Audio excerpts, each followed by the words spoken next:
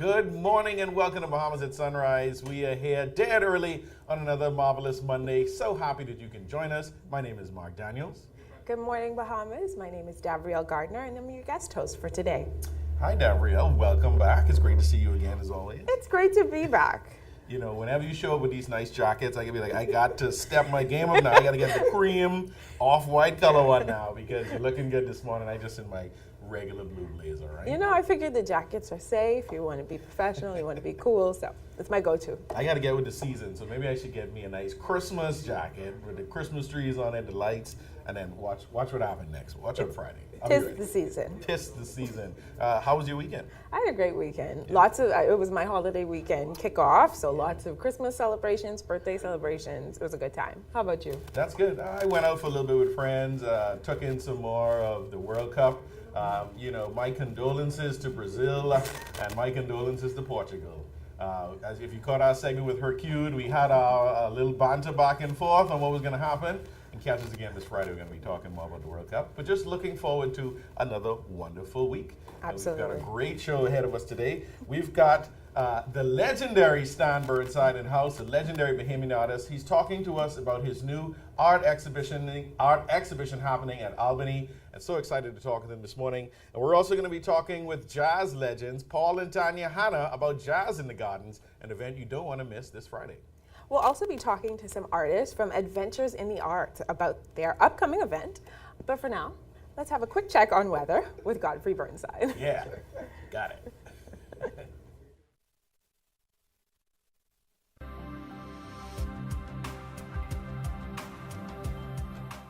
Weather at Sunrise, brought to you by Bahamas First. What's first for you comes first for us.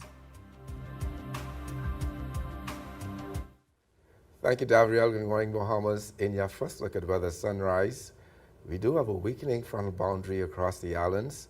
That's triggering off pockets of showers across some of the islands, particularly in the northwest and central islands. High pressure will be behind that system, so we expect some good weather the remainder of the week. But another cold front will be here on the weekend. Today, a mix of sun and clouds on the warm side with a few scattered showers, high temperature 82 degrees Fahrenheit. Tonight, we're looking at partly cloudy, still on the cool side, low going down to 66 degrees Fahrenheit. And some region highs and lows across the Caribbean, Barbados 87 and 71. In Jamaica, 86 and 72. In Trinidad, 1970. And the Turks and Caicos Islands, 84 and 70. Across North America, Atlanta 60 and 48. In Boston, 42 and 34. In Miami, 80 and 69. Dallas, Texas, 71 and 56. And Toronto, Canada, 42 and 35. As we go the week, high pressure dominant weather feature, and that will cause some increasing winds by Wednesday into Thursday, but that will shift towards the east, making way for another cool front to move here sometime on the weekend. Those temperatures ahead of that cool front will be in the low to mid 80s at daytime, at nighttime in the upper 60s. That puts up your first look at weather at sunrise. I'm Godfrey Burnside. Back to you, Mark.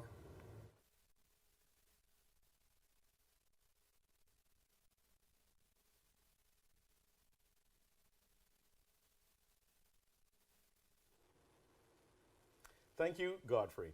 The characters depicted in Stan Burnside's new exhibition, Quarantino's Lullaby, are born through isolation due to the pandemic, but they are painted into a world of power and gratification.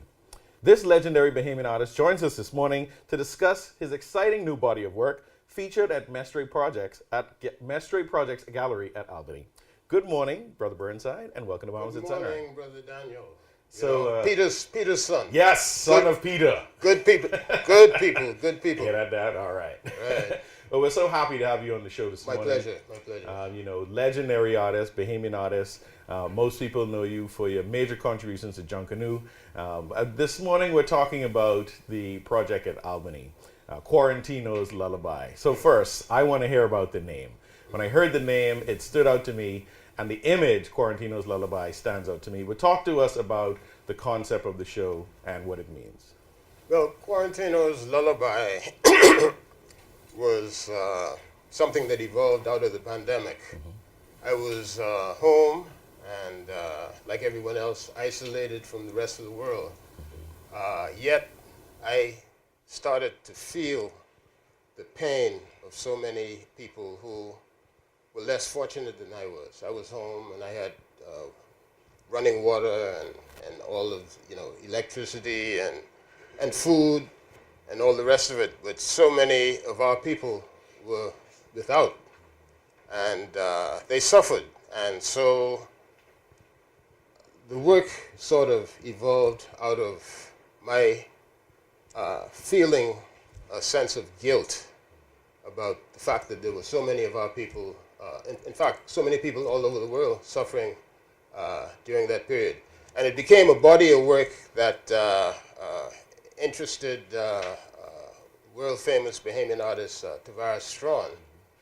And he decided to curate 2 exhibitions for me, the one in New York at the Puritan Gallery and the one here at Albany at Maestri Projects Gallery.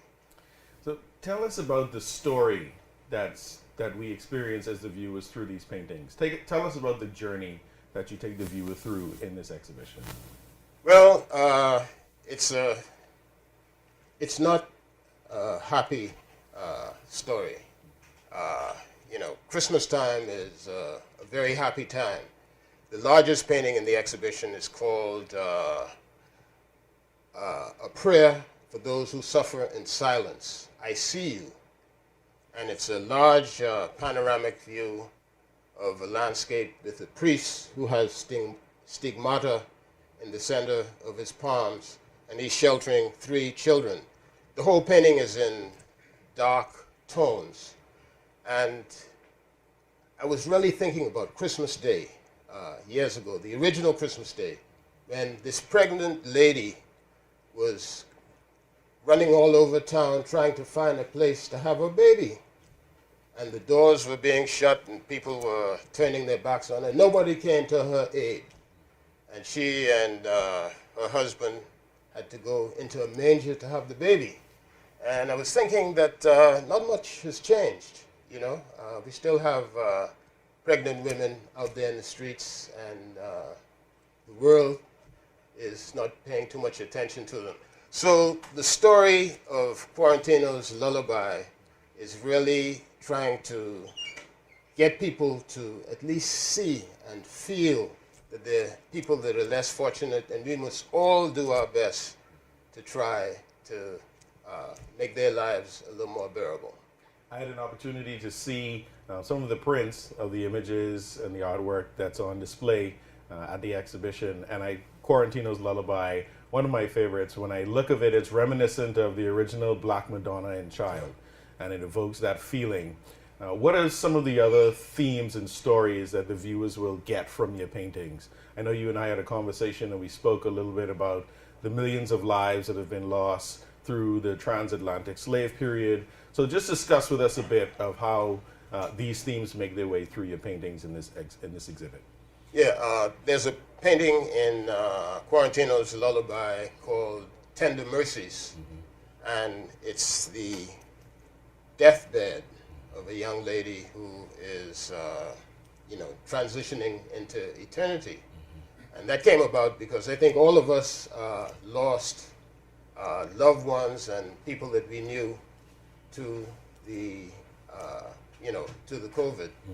And so I just wanted to somehow identify and bring us all together and have us understand that, the pain that we are suffering is a common pain.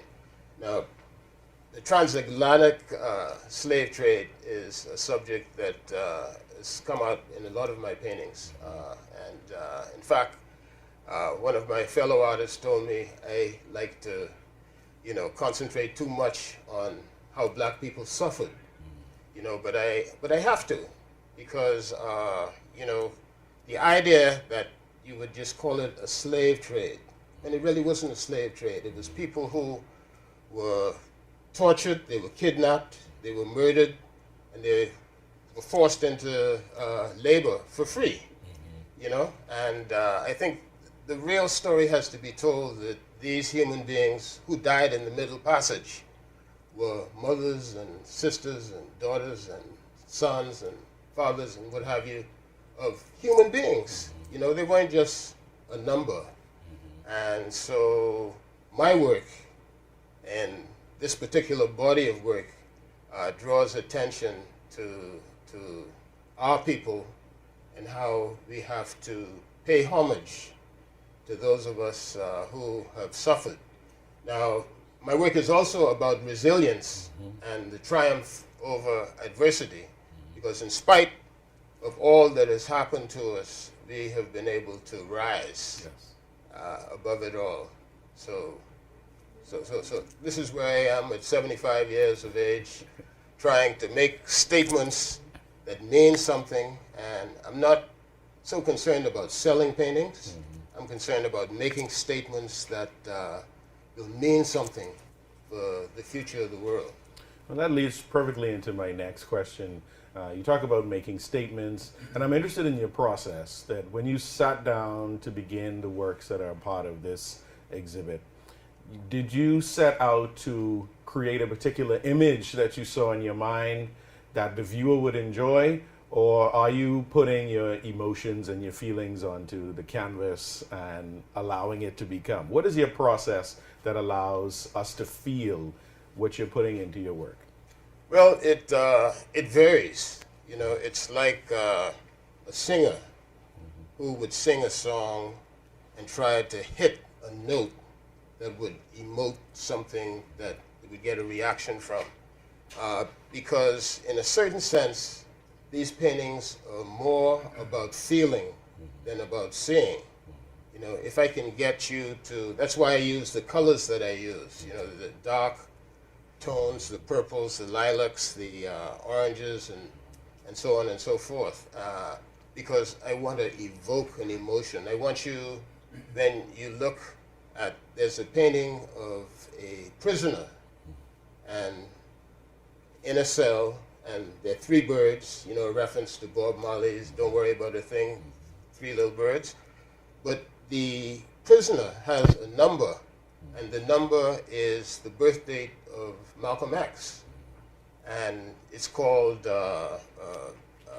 Critical Race Reality. And it's a painting that I wanted to depict the fact that so many brilliant black men got their education behind bars. Right. You know, they had to go behind bars and to be totally isolated from the world, and then they started to read and learn about the world, and like Malcolm X, they came out a lot smarter than when they went in, you know. So those are the kinds of stories that I try to depict in my work. And thinking of the context in which you were working on these pieces of art during COVID, during the pandemic, where we were all isolated, it's like we were all in a transformative period. We were all on lockdowns. Some of us use that time to educate ourselves a bit more, or look for ways to connect with the world around us through the isolation. And I can feel it in the paintings when I look at the work, that through the isolation there's still a connection, there's a yearning to belong. I see the bird imagery in a number of the paintings, and it reminds me of the freedom. It reminds me of the story of Noah's Ark and the dove being the symbol. Oh yeah. There's time. It's time to emerge. Yeah. And so all of these things I felt, whether or not that was something that you intended. Man, you're an artist, so you can feel that. The fact of the matter is, when we were isolated, we were all alone. You know, we could look outside, and the sign of life was the birds. You know, and so I felt that. That was our link with the world. You know, So what you're feeling is perfect. You know, A+ in art class. Absolutely, right? Absolutely, yeah. So there's a solo exhibition that's happening in New York that's dubbed As Time Goes On. Tell us quickly about that. Well, that's an exhibition at one of the top galleries in New York City, Peregrine Gallery, and that's going to be up until December 23rd. And it really is quite an honor, you know, to be exhibited at that level, you know, and I have to thank my curator, the great, remarkable Bahamian, globally recognized artist, Tavares Strawn, for helping me to make that connection. And he also curates the exhibition at Albany. Yes. So, you know, I was taking I was taking my bows for the Perrotin Gallery, you know, so I think I better start being modest again. Taking your bows. Yeah. Well, we have here the catalog from that exhibition. I can feel some of the same tones as you were speaking about from the Albany exhibit. Yeah. You can feel the use of those colors. It feels very dreamy, very ethereal, like the metaphysical. Very spiritual. Yeah. I know most people, they look at these colors and they think royalty and regality, but I feel it's a very spiritual a very spiritual set of tones. That's interesting that you should say that, because the purple really, a lot of people associated with royalty would be in the Anglican Church, associated with mourning, you know, and, you know, Lent and fasting and all the rest of that, you know. So as we close out, what do you want our viewers to know about the Albany exhibit, and what do you want to say to them about going to visit and see the show? Well, if they are interested, I think they should go out and see it. I think they'll find it stimulating, at least. Yep. You know, at very least. You know. You know, and I would say anyone who goes to the show, they should come out feeling transformed. That's the energy you put into your work. So I look forward to coming to the show, and I encourage all of our viewers to come to the show, and hopefully I'll see you there, and if you're not there, we can feel you through your artwork. Right? Absolutely. And I look forward to hearing your comments after you've seen the work. All right, I'll turn in my essay, and you can grade it. So legendary artist Stan Burnside, thank you again for coming on Bahamas at Sunrise. It's been such an honor and a pleasure. I continue to do great work. I know it's John Canoe time of year. We ain't get to talk about John Canoe, but maybe you come back on another time. We can chat about this. I'd love to. The John Canoe artists are among the greatest artists in the Bahamas. No question about it. And I thank you very much for allowing me to be here. I enjoyed it very much. And say hello to your dad. I will. Dad! Thanks again. You're watching Bahamas at Sunrise. We'll be right back. Before we go, just want to remind you, for everyone to come and enjoy this exhibition, you can simply email the gallery at info@mestradeprojects.com with your name and when you would like to visit. The gallery is open Tuesday through Saturday from 10 a.m. to 6 p.m. We'll be right back.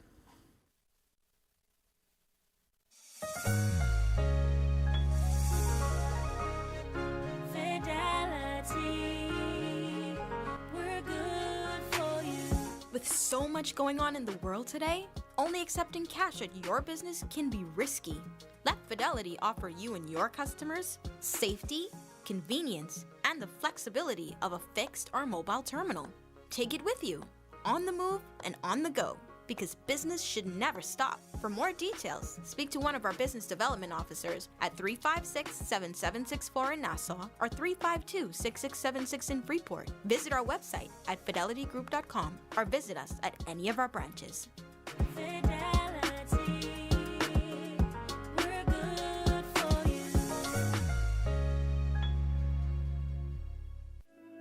Attention customers, next Tuesday, a major hurricane will cause complete confusion and chaos throughout the entire Bahamas. Water, phone, and internet services will be in short supply. Definite data loss is expected to all local and Family Island businesses. Disasters don't plan ahead, but you can. Be ready with push-to-talk service that keeps you connected with your workforce with a simple push of a button. Contact the experts today at 601-8911 in Nassau or 602-8811 in the Family Island.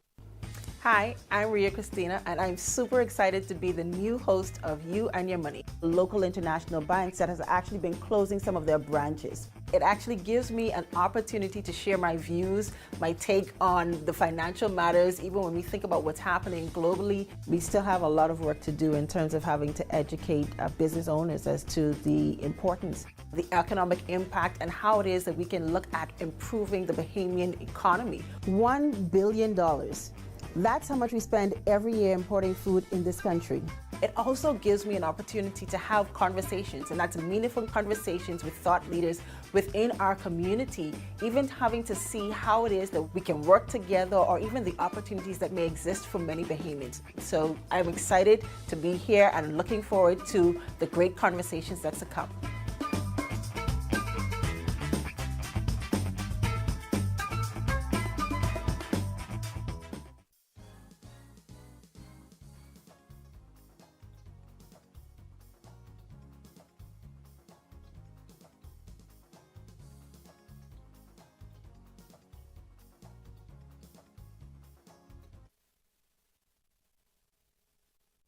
Welcome back.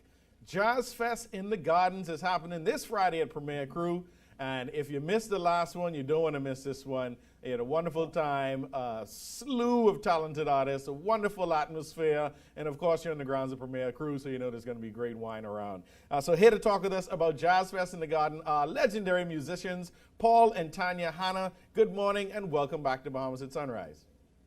Oh, good morning, Mark. Good morning, Mark. It's good to be here. Good morning, Bahamas. Yes, it's always a joy seeing you both on the show.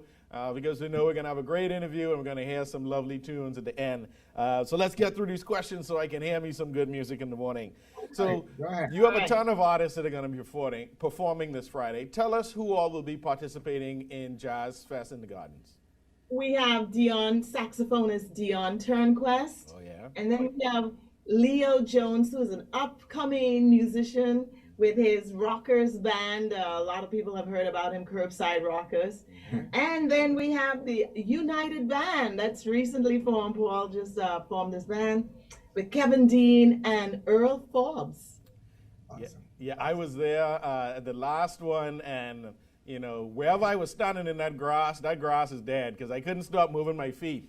I was dancing and coming around. You know, we went through very soft melodies to, there was even some rake and scrape there to get you moving. So it was really a nice atmosphere and a lovely event. What kind of music can we expect this Friday? Pretty much, along those same lines, Mark. Pat Raming is going to be with us. Oh, yeah, the legend, right? That should tell you something right there. So more jazz. What are some of the selections we can look forward to hearing, or the genres? Jazz ballads, those jazz rock. Anita Baker. Who else? People, Luther Vandross type of songs. I love it. Sounds like we should be ready for anything because the artists that are performing are so talented that they can play anything. And so I love you guys. I love what you're doing. Will there be food available? Yes, food will be there. And we also have some jewelry. Some other vendors have come on board with jewelry and soap and even shoes. Nice. So if you don't bring the right dancing shoes, maybe you can buy a pair while you're there at Jazz Fest, right? Exactly. And we also have Erin Brown, who's going to be our host. Right. Yeah, she's hosting for us. And I think it's just a wonderful time of year to have it. It's on a Friday afternoon. It's the Christmas season. I know a lot of offices are winding down. So I think it's great for if there are any offices out there, any companies looking for something to do with their staff. Take your staff out as a group. I think it'll be a wonderful team building exercise. You know, hey, Mark, you want to know what it's going to be? What is it? Get away from the daily grind. In this moment in time, free up. It's time to unwind. Exactly. Come to the Jazz Fest. I love it. Unwind from the year. We work hard all year, and we're getting close to playtime. What is the time of the concert? And we know it's at Premier Crew. That's on Gladstone Road. But what time does it begin? 6 p.m. And I must let you know that we have a special treat from the Chipman Dancers. Okay. All right. So Montella and Crew and Mitzi and Danielle, the girls are getting together, and we're gonna have some flamingo greeters. Oh yeah. It's gonna be really nice. We have VIP seating where you're nice and cozy and intimate and up close so that you can really feel the movement, the rhythms. I love it. And that's such a talented family, so looking forward to their contribution. How can people get tickets, and what is the cost? Okay, so you can go to tickets.rockthecity.net, and the cost of the tickets are $25 for general, and VIP is $50, and that includes your champagne. Yes, so come on out with us. And we have live streaming also at ariamusicclass.com, so you can purchase tickets online. And if you feel at the door. And if you feel like bringing your lounge chair, go ahead and do that too. Right, that grass, the lawn there at Premier Crew is awesome. You can spread out your blanket, bring your lounge chair, and come and relax. It's really a wonderful atmosphere. And so I'm encouraging all of our viewers to come out. You don't want to miss it. I think it's a great way to spend a Friday night during the Christmas season around wonderful people hearing wonderful music. And speaking of wonderful music, I want to hear you guys perform for us this morning. So without further ado, Paul and Tanya, Hanna, take it away. Jazz Fest in the Gardens this Friday. See you all there. All right, this next song is really, it's called Tell Me a Bedtime Story, and we put the words to the song. This doesn't really have words. It's a song by Herbie Hancock. Very popular jazz tune. All right. And this is the first time we're doing it.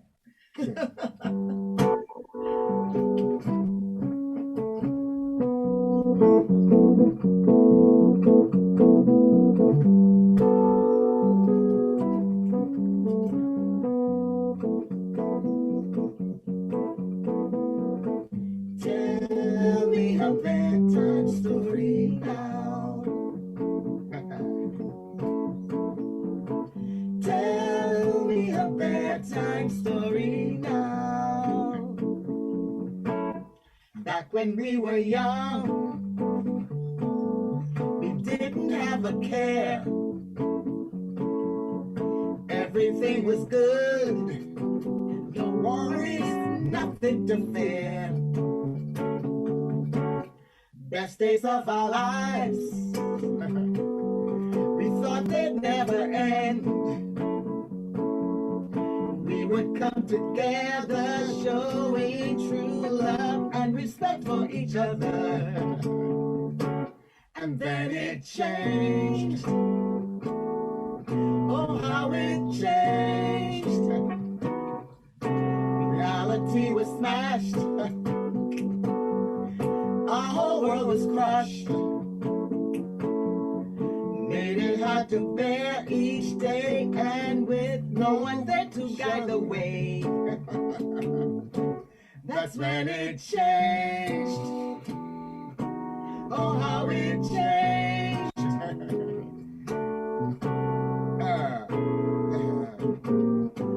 We were walking under moonlit skies. We were happy together with dreams in our eyes. Best days of our lives. Ooh.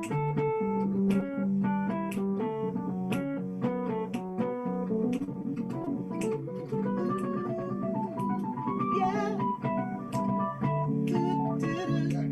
Ooh, I said, best days, best days, best days, best days of our lives.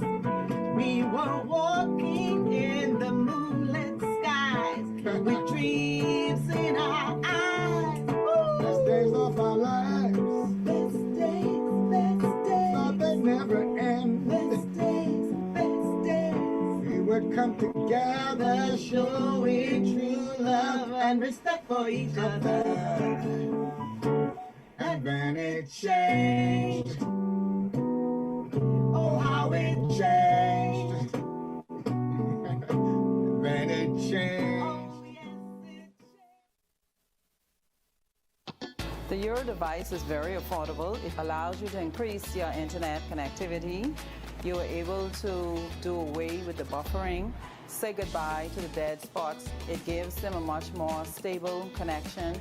Their customers are able to view their digital menus. The establishment is able to stream. It allows for everyone, the customers and the business operators, to have a much more robust and stable internet connectivity. One thing, two things, blue thing, all things, things that are small, things that are grand, things that fit just right, and in the palm of your hand. Fox Hill Nursery, a large selection of garden supplies. If you can see it in your mind, you can find it at Fox Hill Nursery.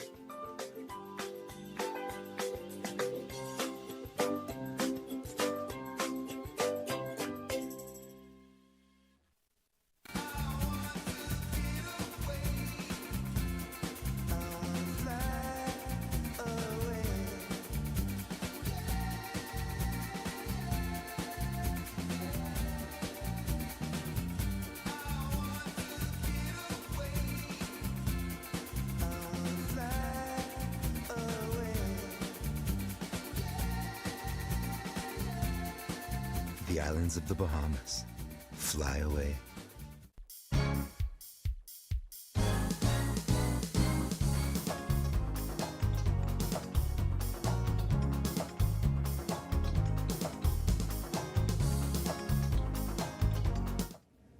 And welcome back to Bahamas at Sunrise. We are here at the mid-show, dead early on another marvelous Monday. I'm Mark Daniels. And I'm Danielle Gardner, your guest host for today. I still dancing from that jazz with Paul and Tanya, Hanna, man.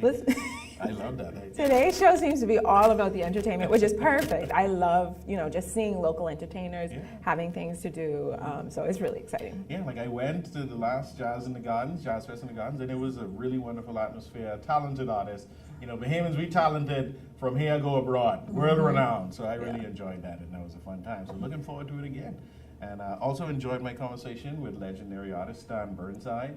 If you haven't had a chance to go to the Mestre project at Albany, you should go and check it out. I think it's going to be wonderful. I'm going to check it out this week. Just some powerful imagery that's there, and just speaks to the role of art in translating feelings and emotions in a way that you can't in words. So big up to the legend himself. I actually, a few years ago, Tavares Strawn had a larger project at Mestre, and so some of Stan Burnside's pieces were there. So that was actually my first introduction to him. So I'm a huge fan. Obviously, behind the scenes, I went to go introduce myself. Yeah. She ran like, can I get your autograph? I can bust your file. There you go. But yes, definitely a legend. We were all excited to have him in studio and looking forward to great things coming from him in the future again. So we got an exciting second half of the show coming up. We're going to be talking with Dr. Carlos Thomas again, talking about that resurgence of measles is happening globally. Find out everything you need to find out to keep you and your children protected. And we'll get all the details on the Christmas edition of Adventures in the Arts. But for now, let's take a second look at weather with Godfrey Burnside.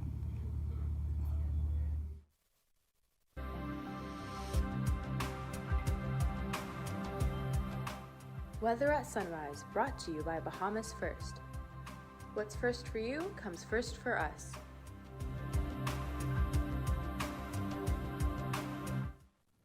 Thank you, Gabrielle. Good morning, Bahamas. In your second look at weather at sunrise, we do have that weakening from the boundary across the islands, and that will produce a couple of spotty showers today. High pressure builds it, so those winds will start picking up sometime on Wednesday. We'll look at another cool front moving at sometime of the weekend with some cooler temperatures. In your marine forecast today, those winds, light and variable, seas less than 3 feet over the northwest Bahamas, northeast to east at 10 to 15 knots, sea 2 to 4 feet over the central and southeastern islands. On Tuesday, those winds northeast to east at 10 to 15 knots, sea 2 to 4 feet over all the areas. Then on Wednesday, those winds are easterly at 15 knots, sea 3 to 5 feet over the northwest Bahamas, and northeast to east at 15-20 knots, seas 4 to 6 feet over the central and southeastern islands. Your tides. You can expect a high tide at 10:18 this morning. Your next low tide will be at 4:53 this afternoon. High gain tonight at 10:41. Sunset 5:21 this evening. Rises tomorrow at 6:45. UV index 8. Your water temperature 78 degrees Fahrenheit. Honeymoon phase, full moon.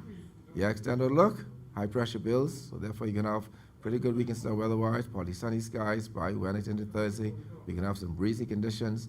The low temperature daytime will be in the low to mid 80s at daytime and the upper 60s at nighttime. That puts wrap on your phone look about the sunrise. I'm Godfrey Burnside. Back to you, Gabrielle.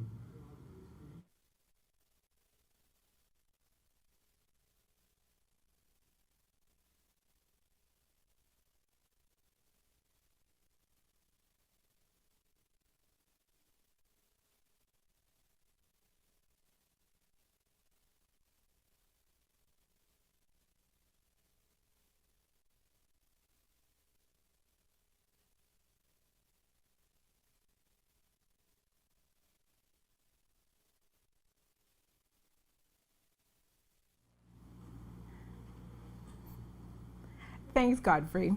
Adventures in the Arts, the Christmas edition encore, promises to be the singular, most creative production to date for this group of people. Here to tell us more are Dion Cunningham, musician and founder of Adventures in the Arts, Daphne Lee, principal ballerina of Dance Theater of Harlem, Danielle Lee, soprano, and Shalano Butler, narrator and multimedia artist. Good morning and welcome to Bahamas at Sunrise. Good morning, Daphne. Thank you. So I've heard good things about the show. I checked out the trailer. Tell me a little bit about how you came up with this idea, Dion. Well, Adventures in the Arts started in 2016 while I was still a student doing graduate work. And there were two needs or desires that I had. Number one, I wanted to create an artistic experience that targeted children and youth. Because when I looked at the landscape of the Commonwealth of the Bahamas, I did not really see an arts show or an arts production that was geared towards an audience of children and youth. And so in 2016, I decided to do what was called Adventures in Western Art Music. And those first productions, we had over 300 children from kindergarten through 12th grade show up. And 6 years later, we have now impacted over 2,000 children and youth across the Bahamas and in the United States as well. 2019 was our first show that opened to the general public, and this was the first collaboration with Daphne from the Dance Theater of Harlem, along with Alan Wallace, amongst others. And since then, we've continued to offer general public shows since 2019, and we're excited to really present the Christmas edition. It's probably our greatest work. I love it. All right, so Daphne, Shalano, why is this something that you wanted to be a part of? This was important to me because the dance world in general doesn't get a lot of shine, especially in Caribbean communities. I'm first generation American, but my family is from Barbados, St. Lucia, and Panama. So to be an advocate for the arts is huge. When Dion originally reached out, I thought, what an amazing idea to actually amplify the voices of the arts within the program that he has. Students here have never seen a ballet dancer up close, in person, brown tights, brown shoes, hair in the bun. They actually get to access that. So for me, this is more about community, and this is more about accessibility to the arts, so where they can believe that they can actually do this full-time if they so desire. Wow.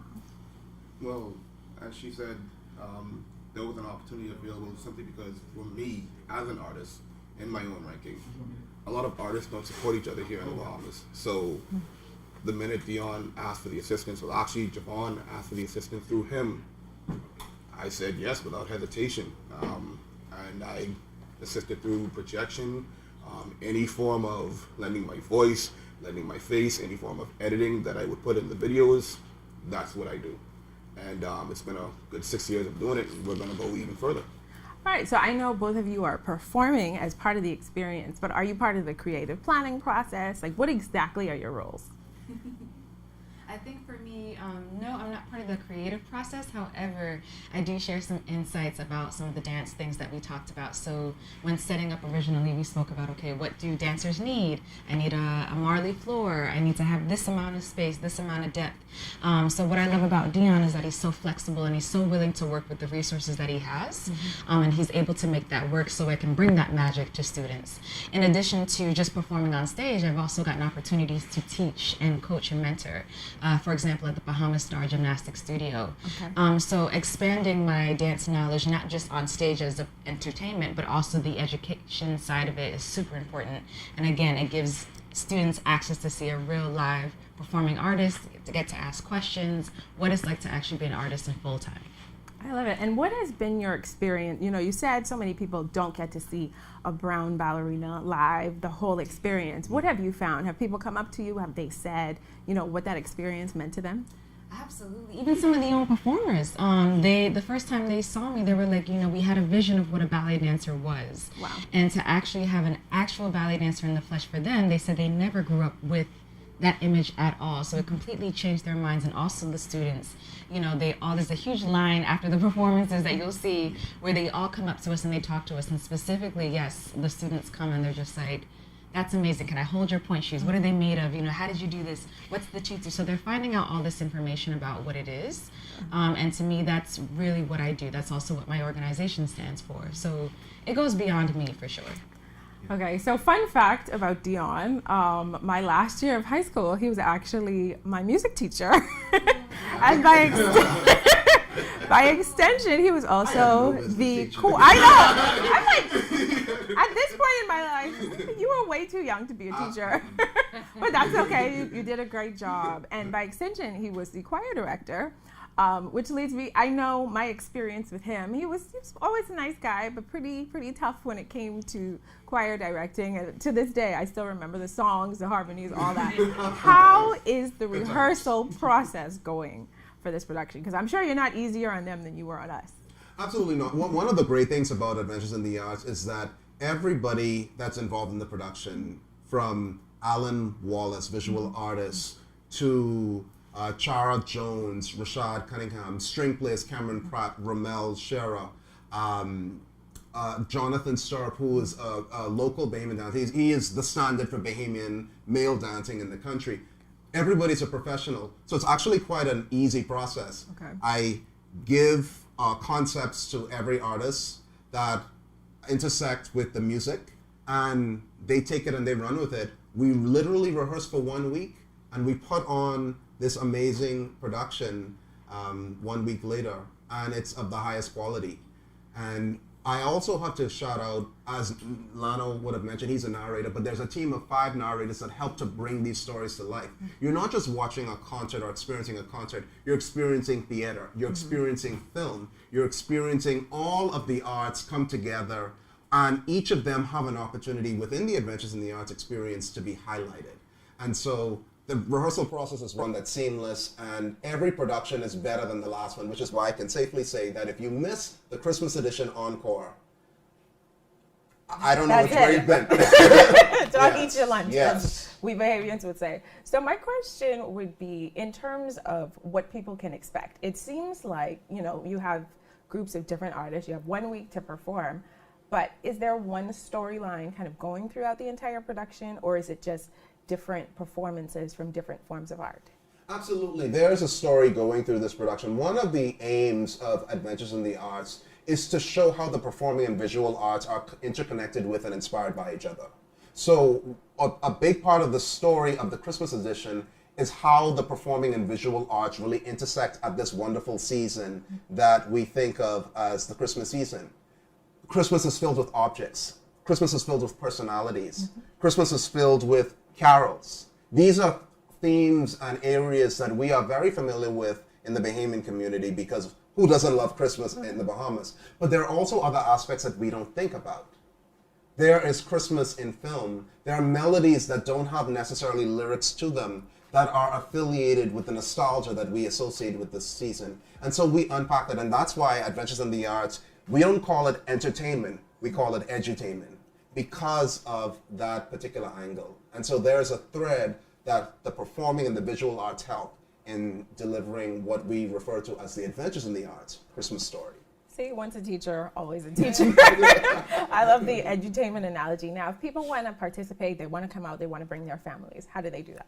Absolutely. So tickets are available. We have boxed offices at Logos Bookstore. We also have them at Customs Computers Caves Village, also at the venue, which is Christ Community Church, just off Fire Trail Road. And so those are the areas in which you can purchase tickets. Tickets are $35 for adults, $20 for kids. The event itself is December 16th, which is this Friday and Saturday at 7:30. It is an event. One of the other things I love about what we do is that there are not so many events, arts events, that an entire family can enjoy. And what we love about Adventures in the Arts, every single production that we do for the general public, from the young to the old, can take away something from it. Yeah. And really it becomes an event for the entire community. No one is excluded because of maybe questionable content or content that may not be age appropriate. There's something in it for everybody. All right. Now, I didn't actually get to dig into the nuts and bolts of what it is that you'll be doing at the performance. Tell me a little bit more about that. Well, for one, every single visual that one would get to see at Adventures in the Arts, anything that involves any explanations from the videos, the narrators that will be seen for a brief moment up there, that's going to be me. Okay. I'm that guy that makes it all happen before all the performers like Daphne, Alan Pacino, Wallace. Whenever they pop up, I'm the guy that goes like front center. So they see that, they hear that, and that's what I take care of. Okay, so both of you are professionals in your own right, but you have chosen, I'm assuming that you actually traveled to be here, so you've chosen to take personal sacrifice to be part of this experience. Why this particular experience, and why are you so committed to working with Dion? I would say that No, let me think about it, because again, the arts in the Caribbean, I go all over the world. I've been all over the world. And the way the arts is seen in the Caribbean, it's seen as a hobby still. It's not seen as something that can be taken as a full-time job, that you can go to school and get a master's and get a bachelor's and get a doctorate in performance like Dion did. It's still very vague. And I think our job as artists is to, yes, one, reflect the times, but also educate people that this is what you can do. If you love to do something, you should pursue it. And it's really about that vast education. I think people kind of gloss over, like, oh, you're a ballet dancer, that's cute. And it's like, no, no, no, this is how I pay my bills. This is where my 401k is. This is how I pay everything. I can do this for a living, and you can too if you so desire. So a program like this is not always done on the islands. Yes, we have accessibility in the States, for example, but again, this is important to my culture. This is important for young people to understand, and they need to make sure they know that, wait, as an artist, you can be successful. And there's not just the dancing portion, like Lano said. You can do arts narration, you can do multimedia. There's so many aspects in the arts that people kind of overlook or think, okay, you can dance only until a certain age and that's it. There's so many other fields that I can go into, or that artists can go into, using those same skills in order to build those relationships. So that's why this show. Shalano? Oh, well, she said it all. For one, if you want to do anything that we do in Adventures in the Arts, you have to pursue it. You have to pursue it. For me, when it comes down to this narration, it does not come easy. It does not come easy. When it comes down to projecting, you have to be on point. When it comes down to editing, you have to know what you're doing, and you can't go to school for all of these things. There are courses, and there's universities that make these things available for basically anyone. But if you want to do it, you can do it. And the fact that we get to do it and we get to bring this on a cinematic, theatrical level once again, I mean, we got here just by making sure that we know what we can do and we practice what we do. So I can't wait to bring this encore to everyone else. I love it. Well, thank you all for being here, and thank you for doing what you do. You've heard it all. If you want a weekend of inspiration, entertainment, and education all at the same time, you definitely want to be at Adventures in the Arts Christmas Edition Encore. Thank you all for being here. Thank you for watching. You're watching Bahamas at Sunrise. We'll be right back. Nassau Agencies Limited is pleased to announce that we are in compliance with the new Price Control Drugs Amendment Regulations 2022.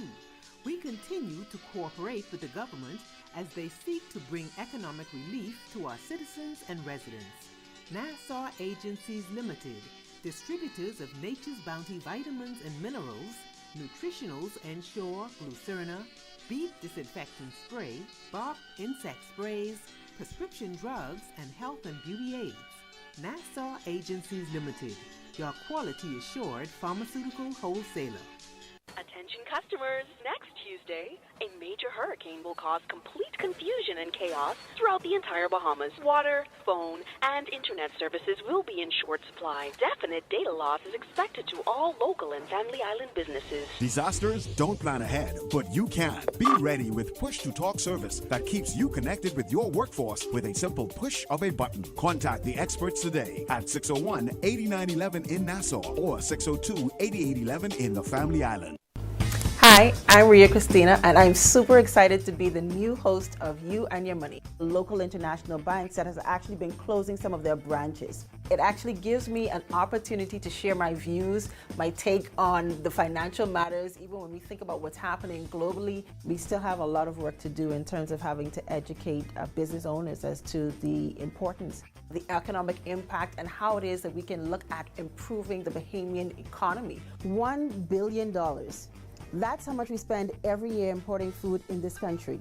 It also gives me an opportunity to have conversations, and that's meaningful conversations with thought leaders within our community, even having to see how it is that we can work together, or even the opportunities that may exist for many Bahamians. So I'm excited to be here and looking forward to the great conversations that's to come.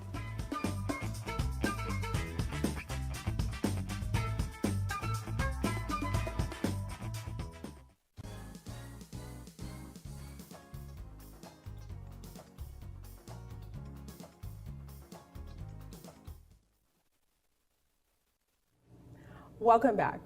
Worldwide, some 40 million children missed their immunization for measles due to the COVID-19 pandemic. Dr. Carlos Thomas joined us 2 weeks ago to discuss the threat this poses of a resurgence of measles. Welcome back.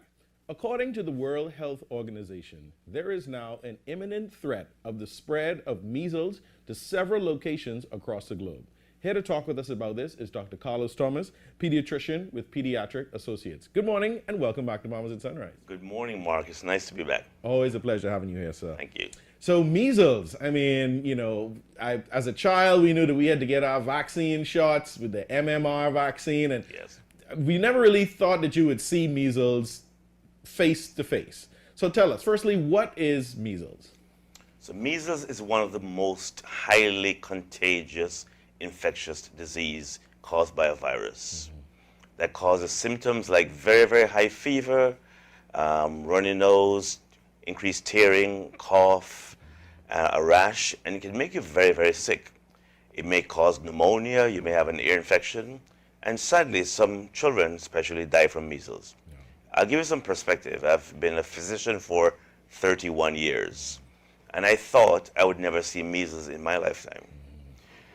Prior to 2019, when we had a case in the Bahamas, we had not seen measles reported since 1997. So we had, 22 years of no measles. It's interesting that in America, they also in 2019 saw the most cases since 1992. And across Europe, they're seeing the same thing. We're seeing more and more cases of measles. And it's in large part due to the decline in vaccine rates, which we can talk about. Yeah, so tell us, we've heard that measles has been eradicated before. How has it now resurfaced? We used to boast in the Bahamas about 95 to 97% compliance with vaccines. In other words, 97% of our children in the 90s and early 2000s were vaccinated. We have seen a gradual decline. I've heard numbers as low as the low 90s, high 80%, which is terrible.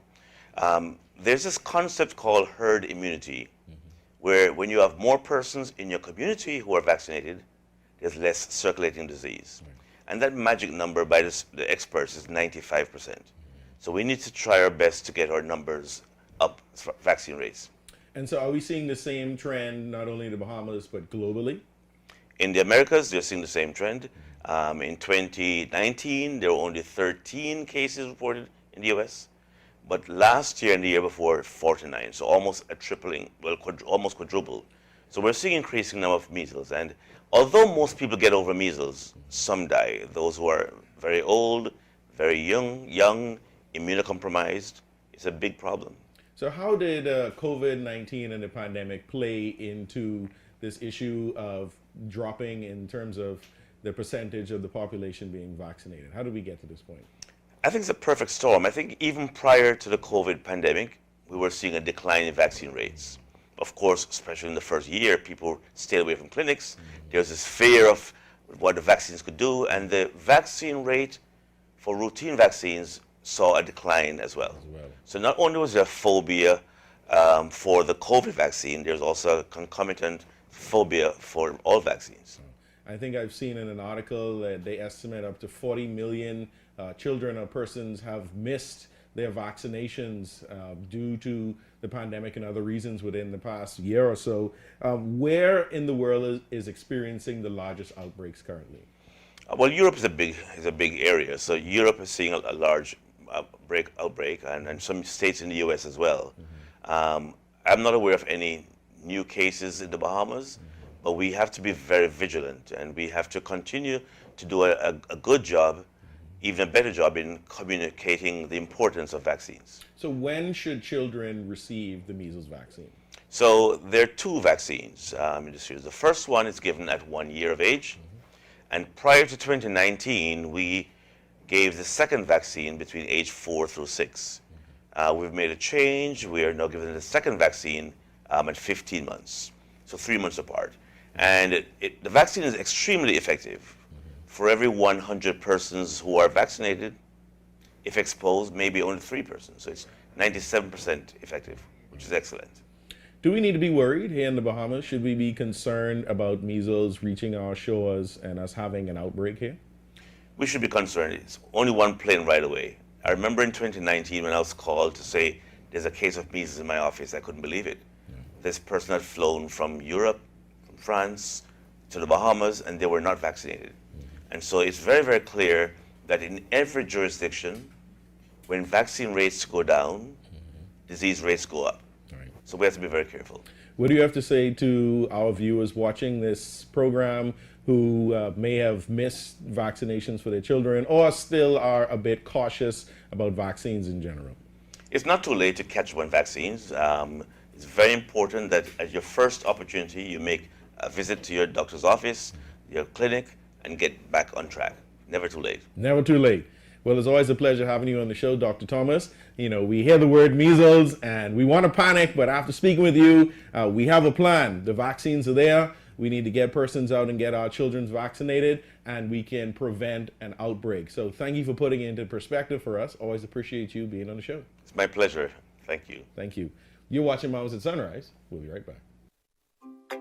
One thing, two things. Blue thing, whole things. Things that are small, things that are grand, things that fit just right, and in the palm of your hand. Fox Hill Nursery, a large selection of garden supplies. If you can see it in your mind, you can find it at Fox Hill Nursery.